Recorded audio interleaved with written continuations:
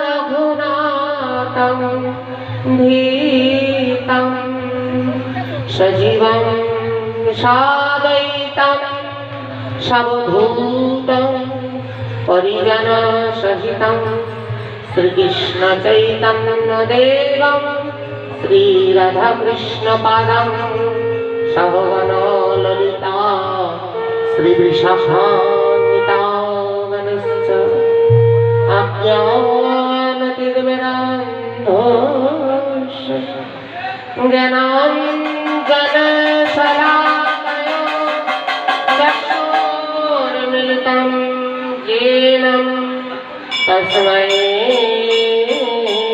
श्रीगुरवे नमः। गुरु ब्रह्मा गुरुर्विष्णु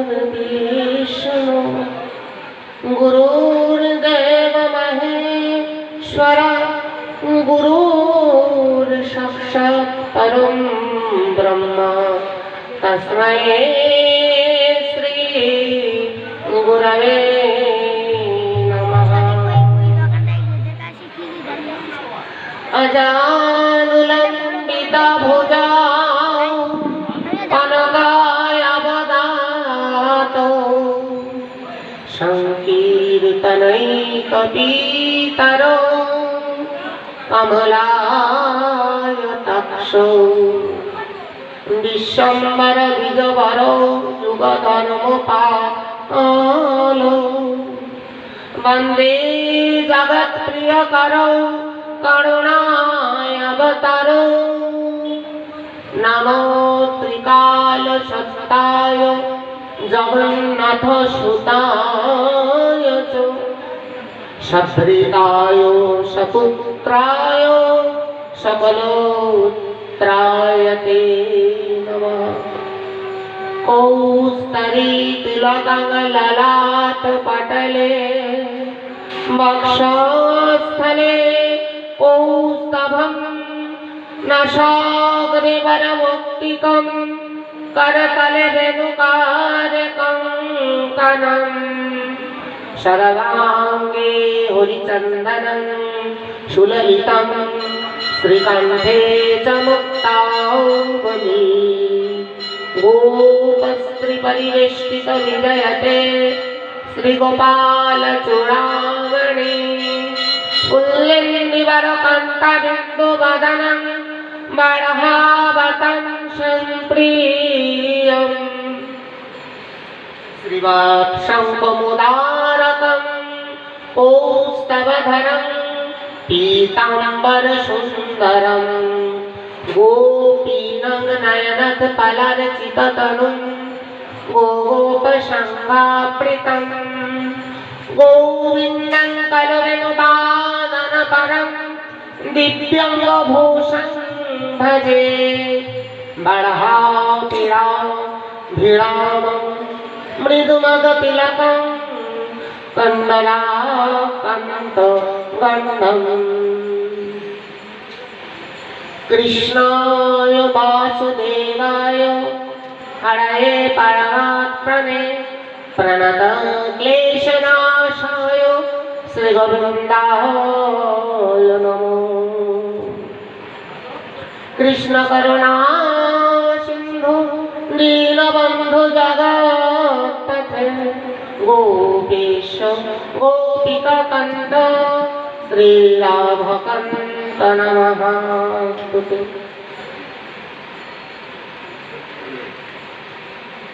तप्तकाञ्चन गौराङ्ग्य श्रीराधे वृन्दावनेश्वरी वृषभानुसुते देवीं तं नमामि हरिप्रिये।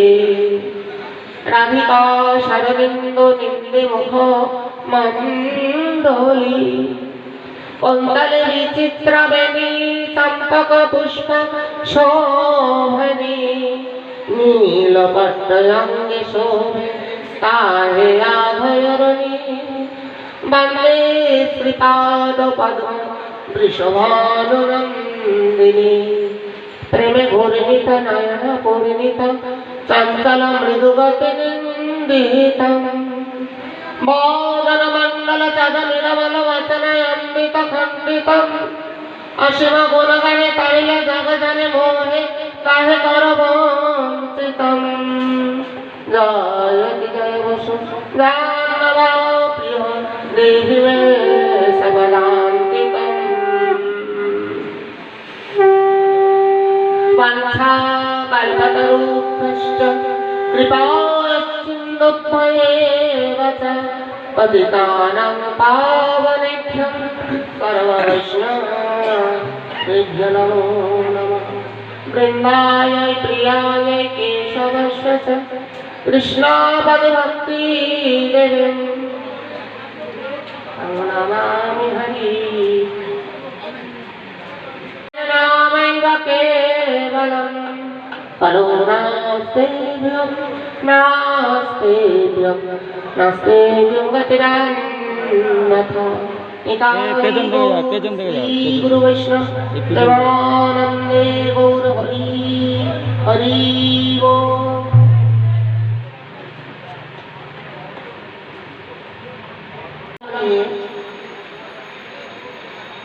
এইখানে মহা মহোৎসব হবে। তার পূর্বে শ্রীমদ্ ভাগবতীয় কথা আমরা যৎকিঞ্চিৎ আস্বাদন করে করব এবং তারপর আমাদের অধিবাস কীর্তন হয়ে নাম প্রারম্ভ হবে। চৈতন্য চরিতামৃতে বলছেন বলো কৃষ্ণ কৃপা বিনে নাহি দুঃখের মোচন থাকিলে বা বিদ্যাকুলে কোটি কোটি ধন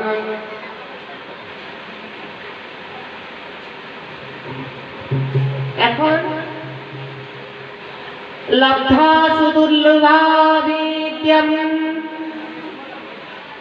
বহু সম্ভবন্তে মনোর্থাদ্যম মিথ্যামহি ধীরহম ত্রীণম যজেতনা পদেনুমৃতঃ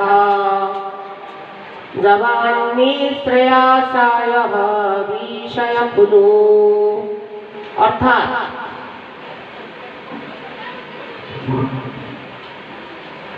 চৈতন্য চরিতামৃতে বলছে কৃষ্ণ কৃপা দিনে নাহে দুঃখের মোচন থাকিলে বা বিদ্যা করে কোটি কোটি ধন। আবার ভাগবতে বলছে যে লব্ধা সুদুর্লভ্যম, ভাগবতে 11 নম্বর শ্লোকে বলছেন 9 নম্বর অধ্যায়ে লব্ধা সুদুর্লভ্যা বহু সম্ভবেবন্তে মনুষ্যার্থং বিদ্যম মহিম ধীরঃ ত্রীণম যতেন পদানুমৃতে যাবৈশ্রয়ম বিষয় গুরু সর্বতঃ। অর্থাৎ বহু জন্মের পর মনুষ্য জন্ম, 84 লক্ষ জন্ম আমরা ভ্রমণ করার পর কিন্তু আমাদের মনুষ্য জন্ম হয়। এখন এই 84 লক্ষ জন্ম ভ্রমণ করবার পর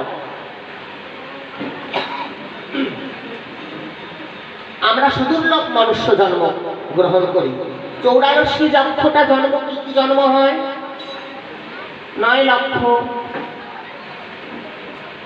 84 লক্ষ জন্ম ভ্রমণ করে তারপরে হয় আমাদের বৃক্ষ জন্ম হয় 20 লক্ষ, জলদ মৎস্যাদি হয় 9 লক্ষ, কৃমি কীট হয় 11 লক্ষ, পক্ষী হয় 10 লক্ষ, পশু হয় 30 লক্ষ, বানর হয় 4 লক্ষ, তারপরে হয় আমাদের সুদুর্লভ মনুষ্য জন্ম। তাহলে এই মনুষ্য জন্ম পাওয়ার পর আমরা কি করছি? খালি আমার আমার আমার, এই আমার আমিত্বকে নিয়ে আমরা বেঁচে রয়েছি। আমার বলিতে কিছু নাই, হরি সকলি তোমারই দান, কি দিয়ে বুঝিব তোমারে হে মোর ভগবান। চৈতন্য চরিতামৃতে মহাপ্রভু সনাতন গোস্বামী পাদ বলছেন কৃষ্ণ কৃপা বিনে নহে দুঃখের মোচন, থাকিলে বা বিদ্যা কুলে কোটি কোটি ধন। তোমার কোটি কোটি ধন আছে, থাকতেই পারে, থাকিলে বা বিদ্যা কুলে কোটি কোটি ধন, কৃষ্ণ কৃপা বিনে নহে দুঃখের মোচন। তোমার কোটি কোটি ধন রয়েছে, তুমি খালি মাপছো, মেজে যাচ্ছ, আরো হলে ভাবছি আরো ভালো হয়, কিন্তু সেই ধন কি কিসের কর্মে লাগছে? সেই ধন ভগবত সেবায় লাগছে না, কৃষ্ণ সেবায় লাগছে না। এখন কৃষ্ণ সেবা করতে গেলে, ভগবত সেবা করতে গেলে ভগবানকে সঙ্গে করে নিয়ে, সংসারে কৃষ্ণকে কর্তা মানিয়ে নিয়ে সেই সংসারে সংসার করতে হবে। এখন কথা হচ্ছে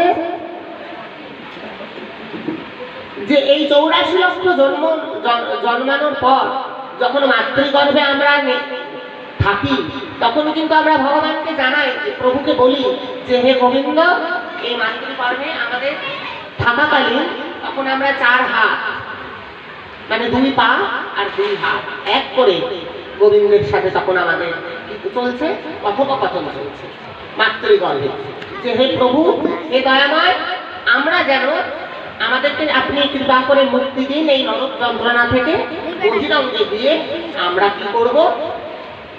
তোমার সেবায় যেন আমরা লাগতে পারি, তোমার হরিনাম সংকীর্তন যেন আমরা করতে পারি, এই কথা আমরা বলি মাতৃগর্ভে থাকাকালীন। না কেন? তখন কাম, ক্রোধ, লোভ, মোহ, মদ, মাৎসর্য আমাদের কোনো কিছু গ্রাস করতে পারে না।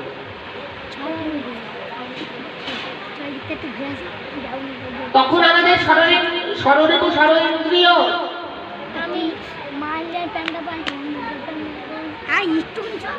মধ্যে কোন কলি, কোন মায়া গ্রাস করতে পারেনি, স্পর্শ করতে পারেনি। যখন আমরা মাতৃগর্ভে থাকি তখন আমরা ভগবানকে দর্শন করতে পারি। মাতৃগর্ভে মায়েরা যা খান সেটা কি হয়? সেটা মানে জল হয়ে, পুজ হয়ে, রক্ত হয়ে নালি দিয়ে ওই শিশুর মুখ গহ্বরে যায়, তাতে শিশু পুষ্ট হয় গর্ভে। আর তখন ভগবানের সাথে সাক্ষাৎ, যে প্রভু এই নরক থেকে আমাদের তুমি কৃপা করে উদ্ধার করো, বহিরঙ্গে গিয়ে আমি তোমার নাম করিব, তোমার সেবা নিয়ে থাকবো। কিন্তু বহিরঙ্গে যখন আমরা আসি তখন আমাদের চোখে পড়ে যায় মায়ার পর্দা। বহিরঙ্গে যখন আমরা আসি তখন আমাদের চোখে পড়ে যায় মায়ার পর্দা। এই মায়াকে আমরা আকৃষ্ট করে, মাতৃগর্ভে যখন ছিলাম কি বলিয়ায় আসিছ, কারে ভালোবাসবো বলে কারে ভালোবেসেছ। মাতৃগর্ভে যখন ছিলাম কি বলিয়ায় আসিছ, আরে কারে ভালোবাসবো বলে কারে ভালোবেসেছ।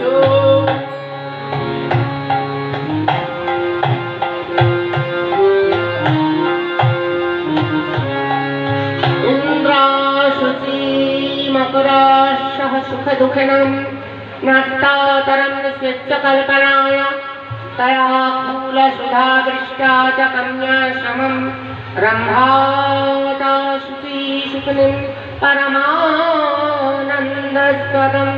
मृत्युन सन्तहपि समकर्म गतिर्भागवता। समस्त जन्म নেওয়ার পর আমাদের জীবের দুঃখ নিবৃত্তি কিভাবে হবে? কষ্ট নিবৃত্ত কিভাবে হবে? ভগবত সেবার বিধান। আত্মেন্দ্রিয় প্রীতিবাঞ্ছা তারে কয় কাম, কৃষ্ণেন্দ্রিয় প্রীতিবাঞ্ছা ধরে প্রেম নাম। আত্মার ইন্দ্রিয়ের সুখের জন্য আমরা যেটা করব সেটা হচ্ছে কামনা বাসনা, আর কৃষ্ণ সুখই জগতের বল।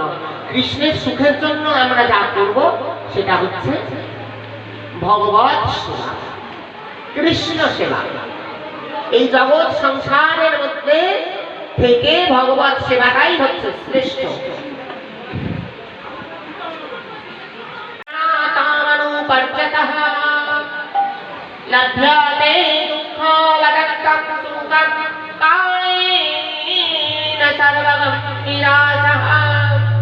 অর্থাৎ দুঃখের কালকে যত দুঃখ যাচ্ছে আমার আমিত্বতে আমরা গভীরভাবে ডুবে যাচ্ছি। আমার সংসার, আমার গাড়ি, আমার বাড়ি, আমার ঘর, আমার দুয়ার, আমার জায়গা, আমার জমি, এই করে করে আমরা এই কালের মধ্যে প্রবেশ করে যাচ্ছি। কিন্তু আমার মধ্যে কিছু নেই। এই ততই আমার আমার আমার আমার করবো, ততই আমরা ভোগ, আমাদের দুর্ভোগ। এই যে হরিনাম সংকীর্তন, এই যে নামযজ্ঞ, এই নামযজ্ঞ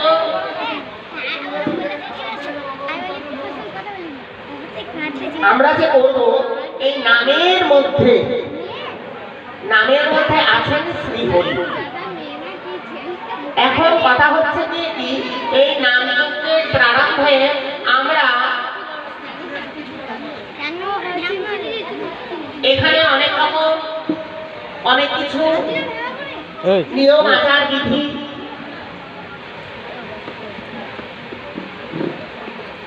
আমি এসে দেখি নাই, এবং পূর্বে কোন গোসাই কিভাবে কি করেছেন সেটাও আমি জানি না।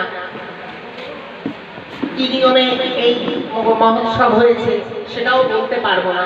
তবে আমাদের সনাতন ধর্মের মধ্যে, আমাদের গৌড়ীয় বৈষ্ণব মাধ্যাচার্য বৈষ্ণবদের মধ্যে যেইটুকু নিয়ম, আমি সেই নিয়ম এখানে এই মন্দিরে এসে দেখতে পেলাম না। তো যাই হোক, এখানে আগে একখানা ঘট পাতা হতো, এখন আমরা এখানে এসে 7খানা ঘট পেতেছি। এই 7খানা ঘট পাতার অর্থ কি? আমরা যে এই নামযজ্ঞটা করছি, কার নামযজ্ঞ করছি? আপনারা আমাকে সবার প্রথমে বলুন, আমরা যে নামযজ্ঞ করব, এই যজ্ঞ অনুষ্ঠানটা কার? ভগবানের তো? ভগবান তো? তাহলে ভগবান ব্রজলীলা। কিন্তু আমরা এখন কোন যুগে আছি? আমরা এখন রয়েছি কলিযুগ। এটা কলিযুগ। এখন যদি আমরা জিজ্ঞাসা করি যে আমাদের পিতৃ পরিচয় কি, তখন আমরা কি বলবো? আমাদের নিজের নিজের পিতা মাতার নাম দিয়ে তো পিতৃ পরিচয় দেব। এখন আমি যদি বলি যে আমাদের নিজের নিজের পিতা মাতার নাম না দিয়ে অন্যান্য যদি এক একটা নাম দেই, তাহলে কি মানবে? কেউ মানবে না। যার যার আধার কার্ড তার তার নাম, তাই তো? যার যার ভোটার আই কার্ডে তার তার নাম রয়েছে। তাহলে কি এটা আমার পরিচয়? তাহলে কলিযুগে আমাদের পরম পিতাকে না শ্রীকৃষ্ণ চৈতন্য মহাপ্রভু? শ্রীকৃষ্ণ চৈতন্য মহাপ্রভু, শ্রী নিত্যানন্দ প্রভু, তারাই একমাত্র এই হরিনামে সাক্ষাৎ কৃষ্ণ, সেই ব্রজের কানাই। এই হরিনাম কে এনেছিলেন? কোথা থেকে এসছে? কলিযুগ পাবন অবতার ছিলেন মহাপ্রভু, প্রতিটি ঘরে ঘরে গাড়ে গাড়ে এই নামকে বিলিয়ে গেছে। তাহলে চৈতন্য মহাপ্রভুকে আমরা, চৈতন্য মহাপ্রভু শ্রী নিত্যানন্দ প্রভু হচ্ছেন আমাদের পরম পিতা।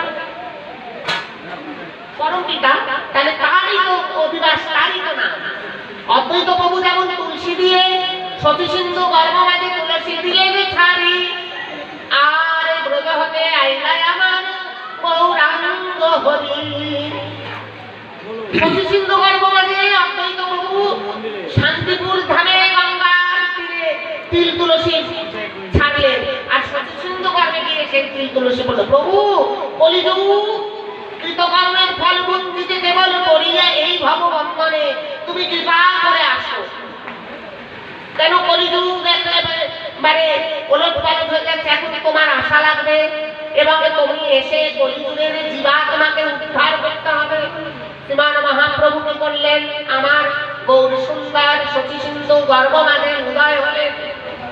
তাহলে অদ্বৈত প্রভুর দ্বারা আমরা আমাদের ব্রজের কানাইকে নড়িয়া, যাহা ব্রজলীলা তাহাই গৌরলীলা, এর মধ্যে কোনো পৃথক নেই। যে ভাববে পৃথক, সে কৃষ্ণ কৃপা হতে এবং গৌরীতা হতে বঞ্চিত হবে, কেননা যাহা যাহা ব্রজলীলা তাহাই হচ্ছে গৌরলীলা। কিন্তু এই কলিযুগে আগে আমাকে গৌরলীলাকে আস্বাদন করতে হবে। ভজ ভজ ভাই গৌর ভজ, ভজ ভজ ভাই গৌর ভজ, ভজ ভজ ভাই, ভজ ভজ ভাই গৌর ভজ, আমার গৌর ভজলে নিতাই কাঁদে, ভজ ভজ ভাই গৌর ভজ।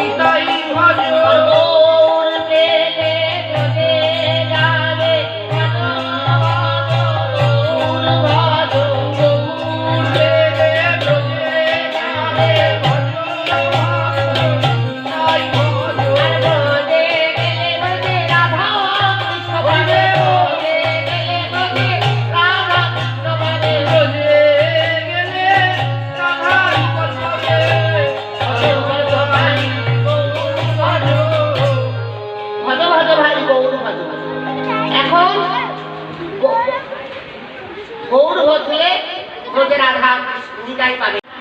তাহলে এইবার এখন কথা হচ্ছে এই যজ্ঞানুষ্ঠানে, এই যজ্ঞানুষ্ঠানে কাদের কাদের আহ্বান করা হবে? শ্রীমান মহাপ্রভু শ্রীকৃষ্ণ চৈতন্য মহাপ্রভু, শ্রী শ্রী নিত্যানন্দ প্রভু, শ্রী অদ্বৈত প্রভু, গদাধর, শ্রীবাস, এই হচ্ছে পঞ্চদত্ত, আর রাধা গোবিন্দ হচ্ছে যুগল এক, আর বৃন্দা মহারানী, তুলসী মহারানী, যোগমায়া, এনারা হচ্ছে এই সাত। এখন এই সাতখানা ঘট আমাদের বসবে, সাতটা ঘটে সাতজনকে আহ্বান করতে হবে। কেন তারা যদি না থাকে আমি রামযজ্ঞ সমাপন করতে পারবো না। কেন? পিছনে চলে যাই, পিছন দিয়ে ঘুরে আসবো। সবার প্রথম হচ্ছেন ভক্তি দেবী। আপনি ওই কালীকে ভজুন, পঞ্চানন্দকে ভজুন, আর ওই ওখানে কে কে আছে, শীতলা আছে, তারপরে আরো কে আছে, যারা যারাই আছে না কেন, শিব, কালী, দুর্গা, লক্ষ্মী, সরস্বতী, পঞ্চানন্দ, যাকেই ভজুন না কেন, যাকেই ভালোবাসুন না কেন, বাবা ভক্তিটা হচ্ছে আসল। এই ভক্তি দেবী হচ্ছেন এই যে তুলসী মহারানী, বৃন্দা মহারানী। একে ভালো না বাসলে তার চরণে কোনোদিন আপনার ভক্তি জন্মাবে না। সবার আগে এই তুলসীকে ভালোবাসতে হবে, ভক্তি দেবীকে আগে আশ্রয় করতে হবে। ভক্তি দেবীকে না, ভক্তি কার কাছে আছে? এনার কাছে আছে। আর বাকি তুমি যাকেই ভজনা করো না কেন, যাকেই ভালোবাসো না কেন, সবার আগে ভালোবাসতে হবে এনাকে, সবার আগে ভালোবাসতে হবে, ভক্তি ভাবে তাকে ডাকতে হবে যে হে প্রভু, হে মাতা, হে তুলসী দেবী, হে ভক্তি মহারানী, কৃষ্ণ ভক্তি প্রদায়িনী, তুমি কৃপা করে আমাকে ভক্তি প্রদান করো। আমি যেন কৃষ্ণ সেবায় লাগতে পারি, আমি গৌর সেবায় লাগতে পারি। যে যার যার ভক্ত, যে যার যার ইষ্ট, তার সেবায় যেন আমি লাগতে পারি। এই করে যদি সবার আগে ভক্তির চরণে আমাদের আশ্রয় নিতে হবে। তারপর কি? যোগমায়া যোগেশ্বরী। এই যোগমায়া যোগেশ্বরী হচ্ছেন এই পুরো ধারণকর্তা, ধরিত্রীকে ধরে রেখেছেন। সাক্ষাৎ যোগমায়া যোগেশ্বরী। প্রভু ভগবানকে বলছেন, হে প্রভু, আমার আদেশ, তুমি যাও, চলে যাও মধুময় বৃন্দাবন ধামে। তুমি সেখানে গিয়ে তোমার সর্বাগ্রে তোমাকে দরকার। প্রভু আজ্ঞা করুন, আপনার আজ্ঞা শিরধার্য, আমি যেন প্রভু ধামে গিয়ে আপনার সেবায় লাগতে পারি, যুগল সেবায় যেন লাগতে পারি। সাক্ষাৎ লক্ষ্মী পর্যন্ত বৃন্দাবনে প্রবেশ করতে পারেনি। কেন? লক্ষ্মী দেবী হচ্ছেন ঐশ্বর্যের দেবী, অহংকার।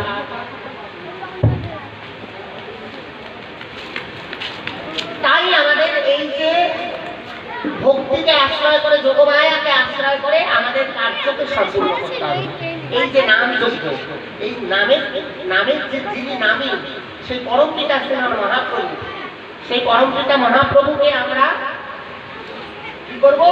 এই আসলে আনতে হবে। কিভাবে? না ঘট স্থাপন, ঘটস্থাপন। তার চিত্রপট হোক, তার মূর্তি হোক,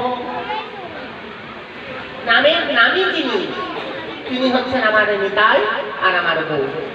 এই যে আমরা মৃদঙ্গ বাজাচ্ছি, এই করতাল বাজাচ্ছি, এগুলো কি? এই তো সাক্ষাৎ নিত্যানন্দ, এটা তো সাক্ষাৎ নিতাই। এখন স্থাপন করতে হবে আমাদের। এই যে আমরা ঘটকে স্থাপন করি, এই পঞ্চতত্ত্বের 5 জন, যুগল 1 জন, রাধা কৃষ্ণ, যোগমায়া আর বৃন্দা মহারানী, তুলসী মহারানী। তাহলে এই 7খানা ঘট আমাদের দরকার। এবার এখন কথা হচ্ছে যে কি, ঘটস্থাপন হয়েছে, ঘটস্থাপন হওয়ার পর হবে অধিবাস। অধিবাসের পর কি হবে? নাম প্রারম্ভ। এখন কথা হচ্ছে এই ঘরটা আগের থেকে আমাদের এখানে বসে গেছে, ঠিক আছে, অসুবিধা নেই। কিন্তু এই একটা ঘর বসালে তো হবে না, এই 7খানা ঘটের দরকার। কেননা এনারা পার্শ্বদগণকে সঙ্গে করে নিয়ে কিন্তু হরিবাসরে এসেছেন, যজ্ঞানুষ্ঠানে এসেছেন। অদ্বৈত প্রভু শান্তিপুর ধামে যজ্ঞানুষ্ঠান করেছিলেন। আর অদ্বৈত প্রভু কি বলছে? প্রভু তুমি নীলাচলে খাও 10 বার, তার মধ্যে এখন আমি আমার 1 মুষ্টি অন্ন।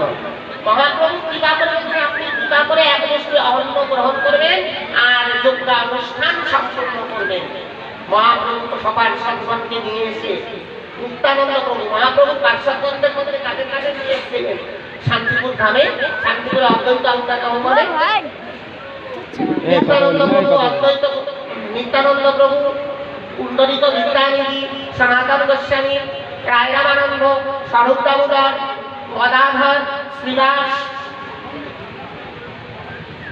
মালিনী দেবী, সতীমাতা, বিষ্ণুপ্রিয়া, সকলকে সবার সজ্জনকে সঙ্গে করে নিয়ে অদ্বৈত আঙ্গিনায় এসেছিলেন। এবং অদ্বৈত আঙ্গিনায় এসে ওঠার পর 3 প্রভু এক ভাই হলেন। 3 প্রভু কে? প্রভু কিন্তু 3 জন। আমরা অনেকেই ভুলে করে এটাও অপরাধ।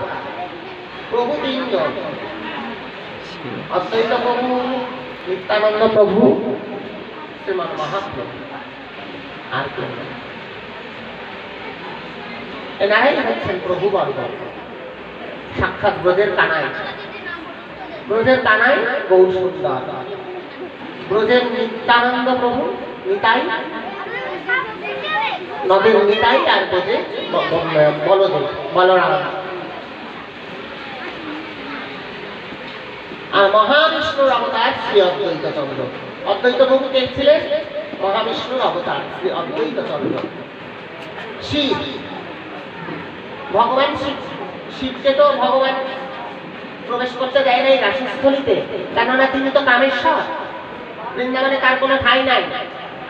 তিনি গোপীভাবকে আশ্রয় করে ব্রজে প্রবেশ করেছিলেন। পার্বতী বলেছিল যে প্রভু আপনি কিন্তু যাবেন না, আপনার যাওয়া বেকার, কেননা আপনি তো কামেশ্বর। একমাত্র মাদনাক্ষ মহাভাবের অধিকার, মানে মাদনাক্ষ মহাভাব এবং মধুর ভাব, মধুর রস, মধুময় বৃন্দাবন আছে, বৃন্দাবন প্রবেশ।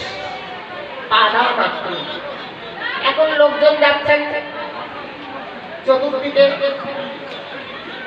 বলছে তোমাদের এইখানে দশা কি? এই দুই ভাইকে তুমি বলে বলে নিয়ে শুয়ে রয়েছো কেন এই পথের মাঝখানে? বলে আমরা তিন ভাই বলে সমস্ত বিশ্ব ব্রহ্মাণ্ড ভ্রমণ করে লাস্টে যেই বৃন্দাবনে আসলাম, আমার ভাইগুলো বৃক্ষ ধুরধুরে হয়ে গেল, জীর্ণ কায় হয়ে গেল, আর আমি যৌবনা সম্পূর্ণ এক রমণী হয়ে গেলাম। এখানে অবস্থা কিভাবে হলো? মানে হ্যাঁ, তোমার এই দুই ভাইয়ের নাম কি? আমার এই দুই ভাইয়ের নাম হচ্ছে বিবেক আর বৈরাগ্য। আর তোমার নাম কি? আমার নাম ভক্তি। ও, এইবার বোঝা গেছে বিবেক আর বৈরাগ্যের কোন স্থান নাই মধুময় বৃন্দাবনে। ভক্তির একমাত্র স্থান ওই বিবেক আর বৈরাগ্য ধুত্তরে বুড়ো হয়ে গেল, আর ভক্তিরে যৌবনা সম্পূর্ণ নারী হয়ে দাঁড়াবে। তাহলে কি? ওই ভক্তি প্রদায়িনী, কৃষ্ণ ভক্তি প্রদায়িনী, বিবেক বৈরাগ্যের কোন স্থান নেই। তাই বলছে কি যে হে মহাদেব, মহাদেবকে বলছে তুমি চলে যাও, তুমি কামেশ্বর। এখন ওই গোপেশ্বর মহাদেব কি করলেন? গোপীভাবকে আশ্রয় করে নিয়ে সেখানে ভজন করতে লাগলেন। বলছে শোনো, তুমি ভজন করতে থাকো, এখানে হরিনাম করো পঞ্চমুখে, তুমি হরিনাম করো, ভজন করো। তারপরে যদি কোনো এক জন্ম হয় তাহলে হয়তো তুমি এই মধুময় মধুর লীলা দর্শন করতে পারবে বৃন্দাবনে। লক্ষ্মী দেবী বেল বলে ভজন করছেন, হরে কৃষ্ণ কৃষ্ণ কৃষ্ণ হরে হরে, হরে রাম রাম রাম হরে হরে। তাহলে বৃন্দাবনে লীলা বড় কঠিন। বৃন্দাবনে বোঝা একমাত্র নিষ্কাম এবং শুধুই মধুর রস, মধুর প্রেম। সমস্ত ব্রজাগণগণ, ব্রজগোপীরা ভগবানকে যে সেবা করে তার মধ্যে কোনো চাওয়া পাওয়া নেই, নিষ্কাম সেবা, নিঃস্বার্থ সেবা, গোবিন্দের সেবা, মধুর রসের আশা। তাই সেই ব্রজে যখন মহাদেব বললেন, আচ্ছা ঠিক আছে প্রভু, আপনি যখন আমাকে এই রাস দর্শন করতে দিলেন না, তাহলে আমি শুনুন বলে যাচ্ছি, আমি এই রাস হইতে, রাস মঞ্চ হইতে আমি বিতাড়িত হলাম। আর ওই যোগেশ্বরী যোগমায়া যার ঘট বসবে, সেই যোগমায়া কি করে? সেই যোগমায়া ঘটকে সমস্ত বৃন্দাবনে সমস্ত দূরে দূরে, তো সেই দূরের গুলো কাছে করে দেবে। এই হচ্ছে যোগমায়ার কাজ ব্রজধামে। যেমন কি আমরা জাগতিক চোখ দিয়ে দেখছি এইটুকুনি একটা মঞ্চ, রাসমঞ্চ, কিন্তু এই রাসমঞ্চে হ্যাঁ নিধুবনে আর নিকুঞ্জ বন, নিধুবনে রাস হয় নিত্য, আর নিকুঞ্জ বনে রাস হয় পূর্ণিমার দিন। হ্যাঁ, নিধুবনে রাস এখানে গল্প করার জায়গা না, জয়নি। তাই গল্প করতে হলে আপন কর্মদোষে নিজের কর্মকে নিজেকেই তৈরি করতে হবে। ওই করব করব করব করব, হরিনাম নেব হরিনাম নেব। আজকে নকুল দানা বাতাসা দিলাম না, এই তো ওই একটা শকুন দানা, নকুল দানা না, শকুন দানা, ওটা শকুন দানা আর বাতাসা। আর আমরা নিজেরা খাই মাছ মাংস ডিম, কত কি খেয়ে বেড়াই, ভালো ভালো খাবার নিয়ে আসি বাজার থেকে, আর ভগবানের জন্য শকুন দানা। তাও একদিন দিলাম, 2 দিন দিলাম না, আজকে ভালো লাগছে না, পরে দেবো, পরে দিয়েই এই তখন মনের ভাব। আবার যেখানে হরি কথা হয় সেখানে এসে হরি কথা না শুনে গুজুর গুজুর ফুসুর ফুসুর। তো যাই হোক, এখন কথা হচ্ছে সেই মধুময় বৃন্দাবনে যখন মহাদেবকে মহাদেব বললেন, ঠিক আছে প্রভু, আমি এখন গোপী ভাব দেশে আমি এসেছি, আমি এইখান থেকে চলে যাচ্ছি, তবে শোনো, তোমার এই গুপ্ত রাস, এই কলিযুগে গুপ্ত রাস, এই কলিযুগে আমি বহিরঙ্গে টেনে নিয়ে আসবো, তখন সকল জীবাত্মা দর্শন করে আর সব জীব দর্শন করে পরম ধন্য এবং তৃপ্তি অনুভব করবে এবং তার সদ্গতি প্রাপ্ত হবে। এই বহিরঙ্গের রাস, এই অন্তরঙ্গের রাস, যেখানে ভগবান ব্রজধামে মৃদুবনে নিকুঞ্জবনে করেছিলেন। মৃদুবনে নৃত্য রাস হয়, 108 গোপীকে নিয়ে ভগবান নৃত্য রাস করেন রাত্রির 12টার সময়। রাস আরম্ভ হয় 10:30টা থেকে। হ্যাঁ, আর এই যে রাস আর নিকুঞ্জবনে রাস হচ্ছে পূর্ণিমার দিন, সেখানে 1000 গোপীকে নিয়ে 1008 গোপীকে নিয়ে ভগবান রাস সম্পূর্ণ করে, সেটা পূর্ণিমার দিন। আর নৃত্য যেখানে হয় সেখানে হচ্ছে নিকুঞ্জবন, নিকুঞ্জবনে হয় পূর্ণিমার দিন। তো সেই গোপন রাস, গোপন তত্ত্ব টেনে নিয়ে আসলেন শ্রীমান মহাপ্রভু। অদ্বৈত প্রভুকে, ওই অদ্বৈত প্রভু হচ্ছেন ওই মহাদেব। এই মহাদেবই হচ্ছেন অদ্বৈত প্রভু। মহাদেব অদ্বৈত প্রভু আনলেন তাকে ওই ব্রজের কানাইকে, ব্রজের কানাইকে নিয়ে এসে এই রাস, এইবার রাসটা কি করে হচ্ছে, কোথায় হচ্ছে, কিভাবে হচ্ছে করলেন, সবাই কিভাবে দর্শন করলেন এই রাস, মৃদুবন নিকুঞ্জবনের গোপন রাস সকলে কি করে দর্শন করলেন। সেই রাস করলেন মহাপ্রভু সর্বপ্রথম শ্রীরাজঙ্গনে সকলকে ভক্তগণকে নিয়ে, আর সেই রাস করলেন রথাগ্রে নীলাচল ধামে, যেখানে জগন্নাথ দেব রথে আরোহণ করলেন এবং মহাপ্রভু সকল ভক্তগণকে নিয়ে মণ্ডলী করে করে নৃত্য করলেন। কিন্তু সেই রথাগ্রে যে মহাপ্রভু নৃত্য করছিলেন, দেখুন আমার মহাপ্রভু বহু সুন্দর যে ব্রজের কানাই তার প্রমাণ উনি দিয়ে গেছেন কত সুন্দর ভাবে। যখন মহাপ্রভু এক একটা মণ্ডলী তৈরি করলেন নৃত্য করবেন বলে, অদ্বৈত প্রভুর একটা মণ্ডলী হলো, নিত্যানন্দ প্রভুর একটা মণ্ডলী হলো, রায় রামানন্দের একটা মণ্ডলী হলো, গদাধরের একটা মণ্ডলী হলো। এইবারে সকলের এক এক মণ্ডলীর মধ্যে কয়জন করে থাকবে? 9 জন করে থাকবে, 9 জন। এক একটা মণ্ডলীর মধ্যে 9 জন করে থাকবে। এখন তখনকার রাজা ইন্দ্রদ্যুম্ন, প্রতাপরুদ্র, পুরীর রাজা, নীলাচল ধামের রাজা। ওই রাজাকে মহাপ্রভু দর্শন দেয় নাই। কেন না, রাজাকে মহাপ্রভু দর্শন দেয় নাই, সাধুর রাজাকে দর্শন করা অপরাধ। রাজা সাধুর দুটো জিনিস দর্শন করা অপরাধ। এক হচ্ছে রাজা, দেশের রাজা, আর 2 হচ্ছে সোনা স্বর্ণ।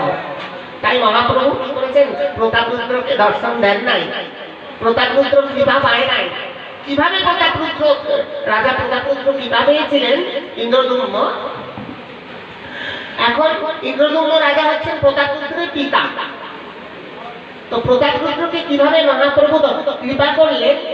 আর আমার মহাপ্রভু যে কৃষ্ণের ব্রজের কানাই, তার প্রমাণ কি করা হয়েছে? সেই রাস অদ্বৈত প্রভু নিয়ে এসেছেন মহাপ্রভুকে, আর সেই অদ্বৈত প্রভুই আজকে মহারাসের আয়োজন হয়েছে। এবং অদ্বৈত মণ্ডলীর মধ্যে রয়েছে গৌর, গদাধরের মধ্যেও রয়েছে গৌর। এক এক মণ্ডলীর মধ্যে যখন নৃত্য শুরু হলো, আর জগন্নাথ দেব যখন চললেন সেই মাসির বাড়ির থেকে, তখন এক একটা মণ্ডলীর মধ্যে করে আমার গৌর এক একজনের সাথে নৃত্য করেছেন। আর সেই নৃত্য দর্শন করছেন রায় রামানন্দ, স্বরূপ দামোদর আর রাজা প্রতাপরুদ্র। একই রাজা প্রতাপরুদ্র বলছে, কি এ তো ব্রজের কানাই নদে এলো, ব্রজের কানাই নীলাচলে এলো। আজকে তো সেই ব্রজের কানাই, যেই কানাই কৃষ্ণ কিনা এক এক গোপীর সঙ্গে নৃত্য করেছিলেন, আজকে সেই কৃষ্ণই আজকে এই নীলাচল ধামে এক এক কবির সঙ্গে নৃত্য করছেন। স্বরূপ দামোদর রায়, রামানন্দ, গদাধর। গদাধরের সঙ্গে গদাধরকে না, গদাধর হচ্ছেন সাক্ষাৎ রাধারানী। বিষ্ণুপ্রিয়া লক্ষ্মী, লক্ষ্মীপ্রিয়া কারা ছিলেন? নদিয়ায় বিষ্ণুপ্রিয়া, লক্ষ্মীপ্রিয়া, আর ব্রজধামে রুক্মিণী। এখন কথা হচ্ছে গিয়ে যে সেই রাসকে নিয়ে আসলেন সর্বসম্মুখে, সকলে দর্শন করলেন নীলাচল ধামে। আর কোথায় রাস হচ্ছে? আর কোথায় এই কলিযুগে আনলেন রাস?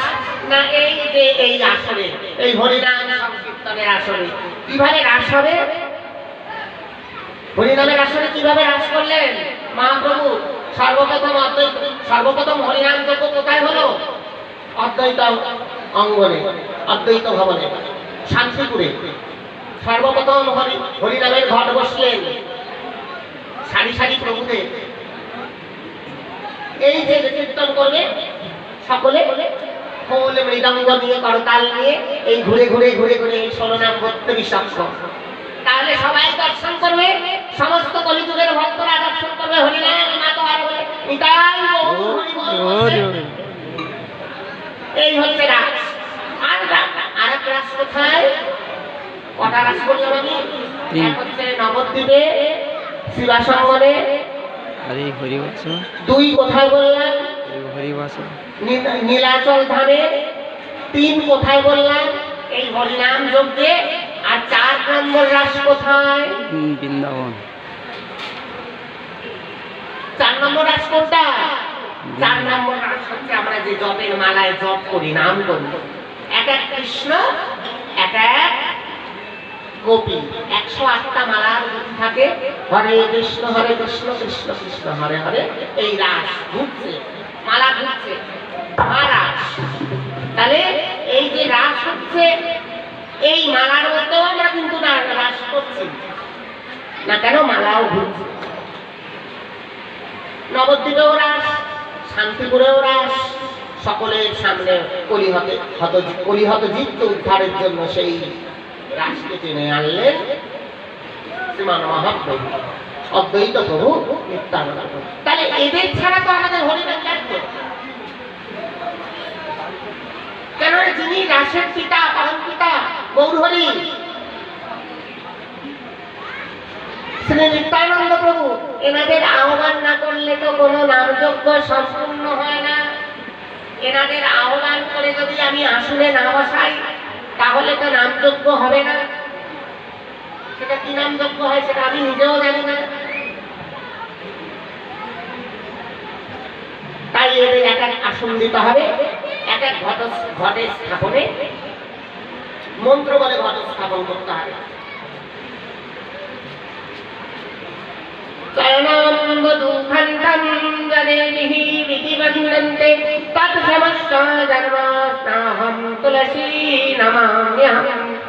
বলে এই ঘটে স্থাপন করতে হবে,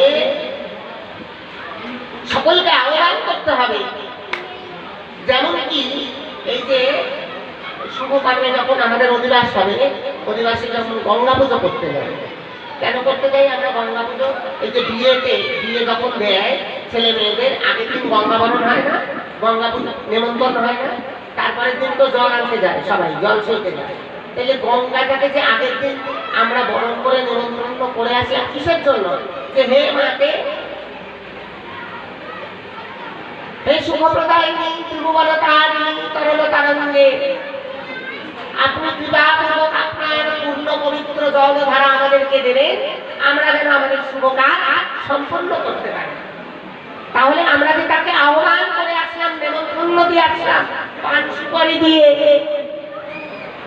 পুষ্প তুলসী দল দিয়ে, দুর্বা দল দিয়ে, মিষ্টান্ন দিয়ে, আলতা সিঁদুর দিয়ে, তৈল দিয়ে, চন্দন দিয়ে তাকে আহ্বান কেন সাজিয়েছিস? তোর মাধব নিয়ে উঠেছে সেই বিরোধার সঙ্গে।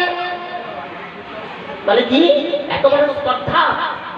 আমি কুঞ্জ সাজিয়েছি, আমি কুঞ্জ সাজাবো বলে সাজিয়ে রেখেছি, সে আসবে বলে আমাকে কথা দিল, আজকে সেই বিরোধার কুঞ্জ উঠেছে।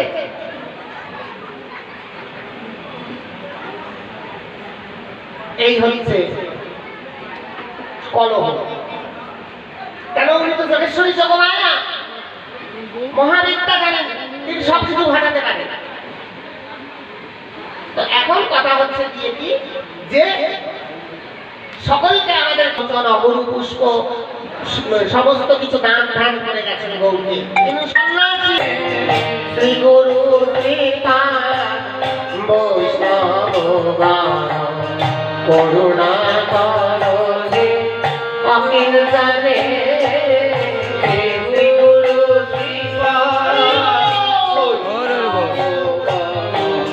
করুণা করো অখিল জনে আমার ঘুচাও ভ্রান্তি পিতাব শান্তি বুঝাও ভ্রান্তি পিতাব শান্তি মাটি গোরা কীর্তনে মাটি গোরা গুণ কীর্তনে শ্রী গুরু শ্রীপাদ বৈষ্ণব করুণা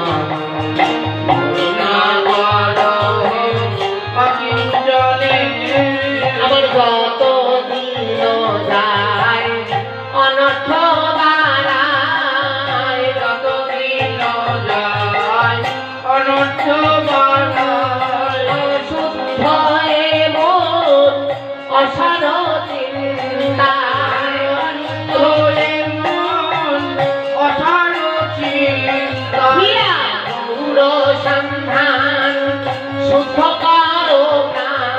আর গৌর সন্ধান চিত্ত করো মন। মাটি গোরা গুণ কীর্তনে মাতি গোরা গুণ কীর্তনে শ্রী গুরু শ্রীপাদ বৈষ্ণব করুণা করো অচিন্তানে শ্রী গুরু শ্রীপাদ বৈষ্ণব মাতি গোরা গুণ কীর্তনে আজ এই বলে হরি কথা বিশ্রাম দিলাম। আবার যদি গুরু গৌরাঙ্গের কৃপা হয়, সাধুগুরু বৈষ্ণবের অপার করুণা হয়, কৃপা না থাকলে বাবা কৃষ্ণ কথা আস্বাদন করা যায় না, গৌর কথা আস্বাদন করা যায় না। আবার যদি কৃপা হয় নিশ্চয়ই আবার আমরা হরি কথা আস্বাদন করবো। জয় নিতাই কৌশিকা নাথ নানন্দে গৌর হরি।